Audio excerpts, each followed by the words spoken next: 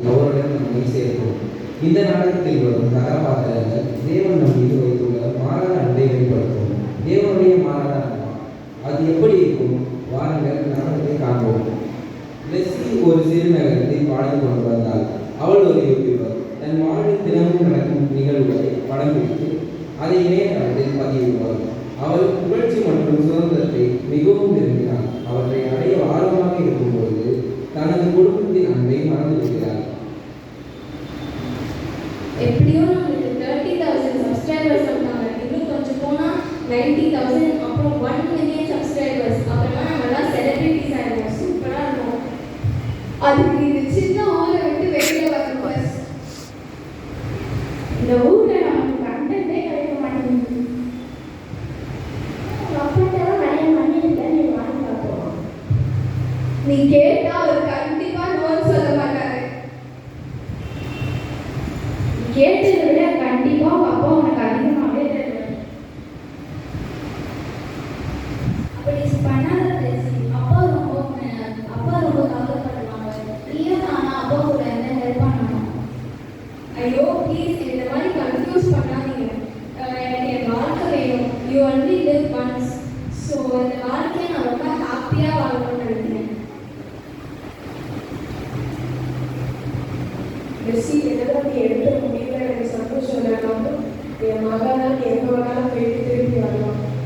Super daddy. அப்போ அதோட நீங்கள் எனக்கு வச்சிருக்க பணத்தெல்லாம் கொடுத்தீங்கன்னா நான் ரொம்ப சந்தோஷமாக போயிட்டு வருவேன். ஒரே நிமிஷம்.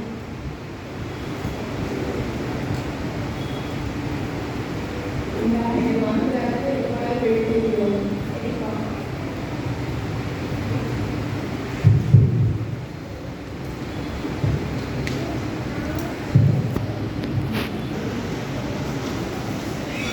வாவ், இப்போ நம்ம சூப்பரான ஒரு இடத்துல இருக்கோம். இடம் ரொம்ப சூப்பராக இருக்கு. ஃபைனலி நம்மளோட ட்ரீம் டெஸ்டினேஷனை நம்ம ரீச் பண்ணிட்டோம். இப்போ நம்ம ரொம்ப நாள் கருமை இப்போ வாழ்ந்துட்டு இருக்கோம்.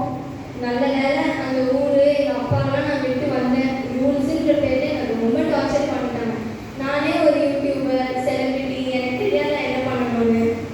ஹே பிளெஸி, இங்கே நிறைய பீச்சஸ், தீம் பார்க், நிறைய ஃபுட் பண்ணலாம், நிறைய பிளேசஸ்லாம் இருக்கு. போய் ஒன்றா விசிட் பண்ணி கண்டென்ட் கொடுத்தோம்னா செம்ம வியூஸ் வரும்.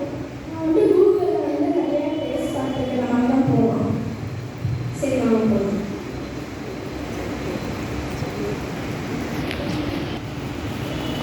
ஹாய் ஃப்ரெண்ட்ஸ், இப்போது நான் உங்களுக்காக ஒரு சூப்பரான ஒரு கண்டென்ட்டோட வந்திருக்கேன். இப்போ நம்ம ஒரு சூப்பரான ஒரு தீம் பார்க்கில் இருக்கோம். இங்கே நிறையா ரைட்ஸ் இருக்குது, நிறையா ஃபுட் ஸ்பாட்ஸ் இருக்குது.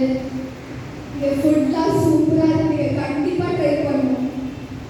கைஸ், இங்கே வந்து நிறையா ரைட்ஸ் இருக்குது, வாட்டர் பார்க்ஸ் இருக்குது. கண்டிப்பாக நீங்கள் உங்கள் ஃபேமிலி அண்ட் ஃப்ரெண்ட்ஸோட வந்தீங்கன்னா விசிட் பண்ண சம்மர் ஸ்பாட் இது. மறக்காமல் மிஸ் பண்ணாங்க.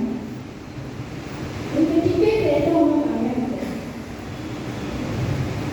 சரி, இப்போ நம்ம இந்த வீடியோ ஃபஸ்ட்டு எடிட் பண்ணிக்கலாம்.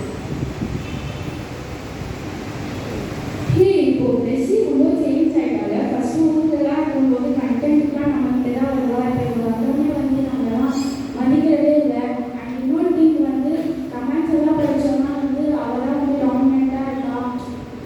பீப்புள்ஸ் எல்லாமே அவளோட ஃபேஸ் தான் வந்து ரெக்கக்னைஸ்டாக இருக்காங்கன்னா ஒரு ஆளாகவே இல்லை.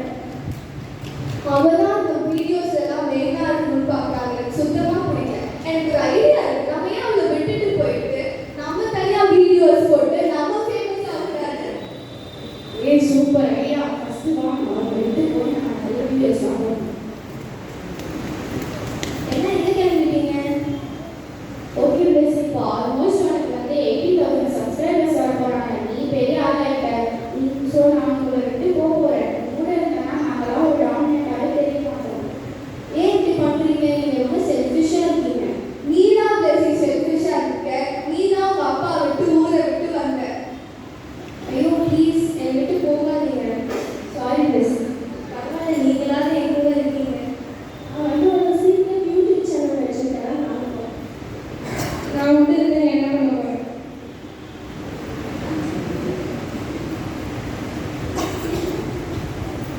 சரி, நம்ம இப்போ திருப்பி அப்பாவோட வீட்டுக்கு தான் போகணும் போல இருக்கீங்க. யாருமே இல்லை. லெஸ்லி தன் வாழ்வில் வெற்றி அடைந்து விட்டோம் என்று எண்ணிக்கொண்டிருந்தார். ஆனால் தனக்கான லாபம் கிட்டாத போது அவளை விட்டு சென்ற நண்பர்கள் அவள் வீடியோக்களுக்கு வரும் வெறுப்பு, பேக் கமெண்ட் இவை அவள் நிம்மதியை கெடுத்து விட்டன. தான் தவறு செய்து விட்டதை உணர்கிறாள்.